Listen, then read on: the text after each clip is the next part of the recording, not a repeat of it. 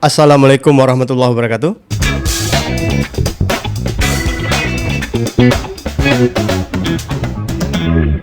Sadua leput puaba rakan-rakan. Alhamdulillah pada sore ini jumpa lagi bersama saya Ade, tentu di podcast ala AKC. Tidak asing lagi bagi kita di podcast ini. Ya tentu saya masih tertarik ya dengan BNN. Kali ini adalah Bu Desi Oktari SKM.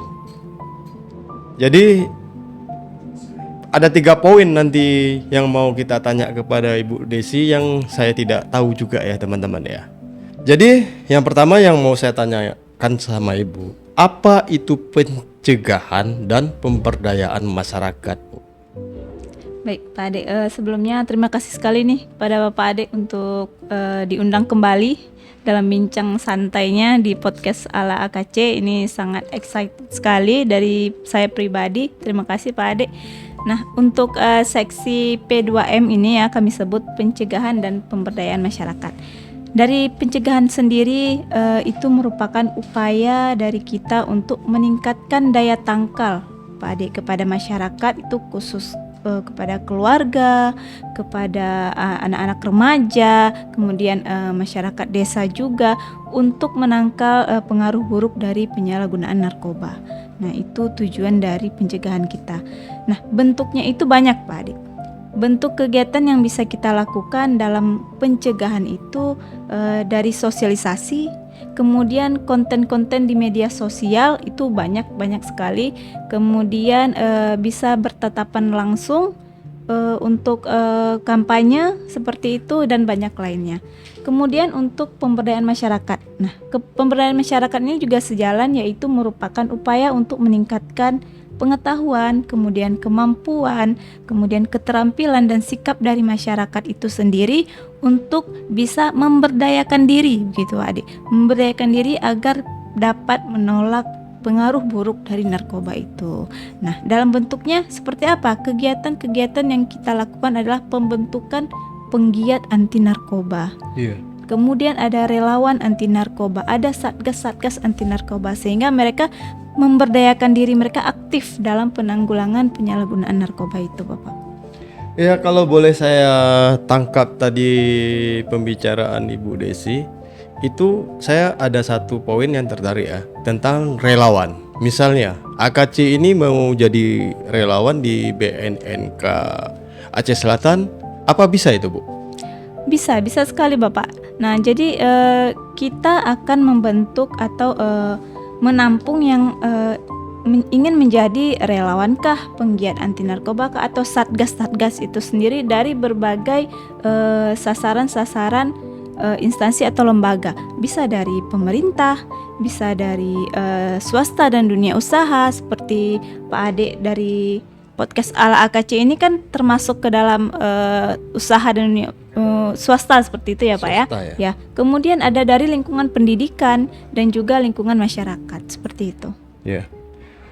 Ya, terus poin kedua, Ibu, kegiatan apa saja yang dilakukan? Baik, jadi lebih spesifiknya Pak Ade, kegiatan-kegiatan yang dilakukan oleh seksi P2M ini di BNN Kabupaten Aceh Selatan sebenarnya banyak sekali Pak Ade. Nah, jadi dari segi sosialisasi saja. Sosialisasi ini atau yang kita sebut penyuluhan ke sekolah-sekolah itu udah dari tingkat SMA, SMP, SD, kemudian di tingkat anak-anak TK dan PAUD itu juga dilakukan Pak Ade. Kemudian sosialisasi atau penyuluhan itu di tingkat desa-desa itu sudah kita lakukan juga di berbagai desa-desa, dan ada beberapa desa-desa yang kita bina menjadi yang namanya desa bersinar. Seperti itu. Nah, untuk sasaran target dari seksi P2M sendiri Pak Ade, kita ini tujuannya adalah yang pertama ketahanan keluarga. Nah, bagaimana membentuk ketahanan keluarga? Karena apa?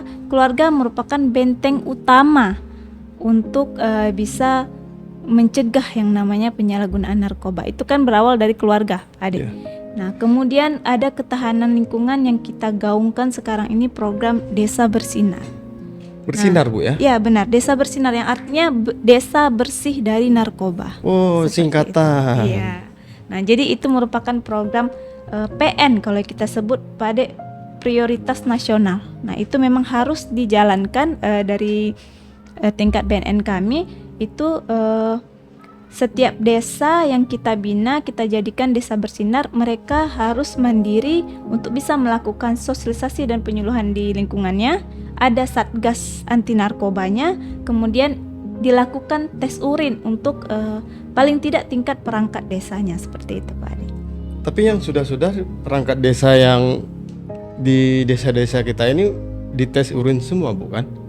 Ya, untuk mungkin tidak tercover semua Pak Ade. Oh, belum Nah, seperti cerita sebelumnya juga ya, terkendala seperti yang diceritakan alatnya, kemudian setelah ada rencana aksi nasional yang dikeluarkan harus mandiri dari instansi masing-masing, namun tidak semua mengindahkan hal itu seperti itu Pak Ade. Jadi tidak semua bisa menganggarkan adanya pembelian alat tersebut sehingga tidak terlaksana ya tes urin itu, seperti itu.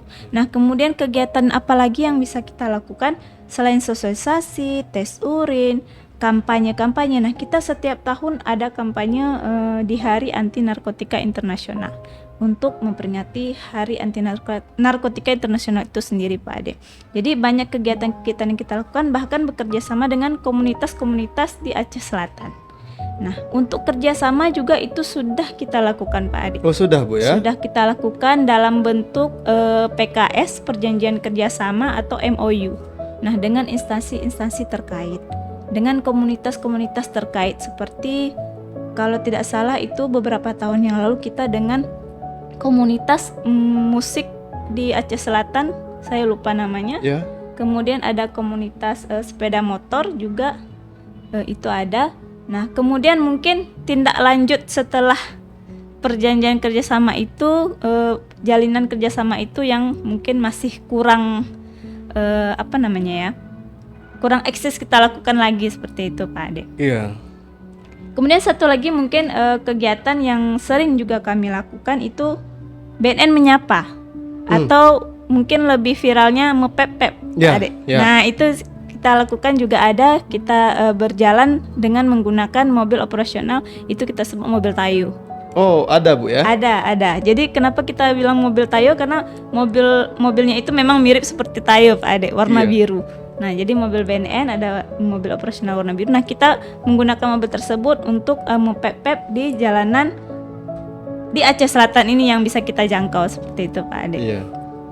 Terus poin yang ketiga Ibu Desi, bagaimana cara bila ada masyarakat di desa ingin mendapatkan sosialisasi dari BNN?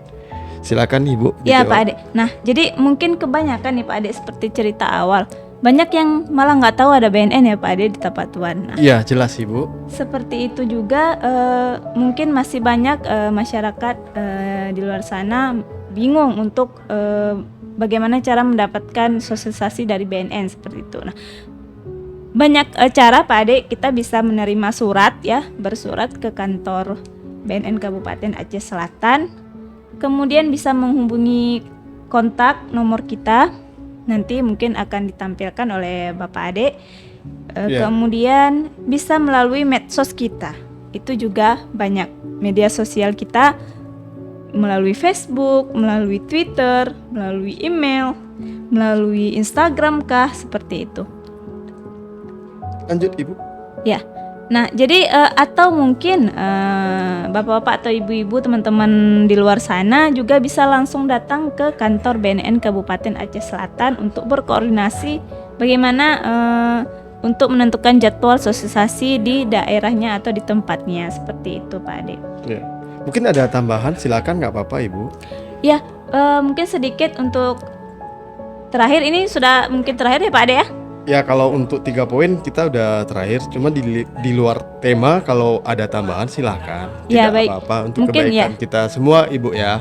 Terima kasih Pak Ade. Yang ingin saya sampaikan kepada teman-teman sekalian di sana, masyarakat, yang ingin saya nggak tahu ini jargon atau slogan atau tips atau bagaimana, tapi yang ingin saya sampaikan di sana, ayo masyarakat khususnya generasi muda di Aceh Selatan, ayo berani tak rela ada narkoba, Pak Ade. Jadi artinya apa ini berani tak rela? Berani, yang pertama adalah berani tolak jika ada godaan dari narkoba.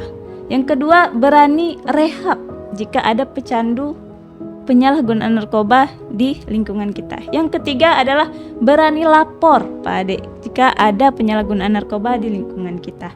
Itu saja, Pak Ade. Salam War on Drugs. Iya.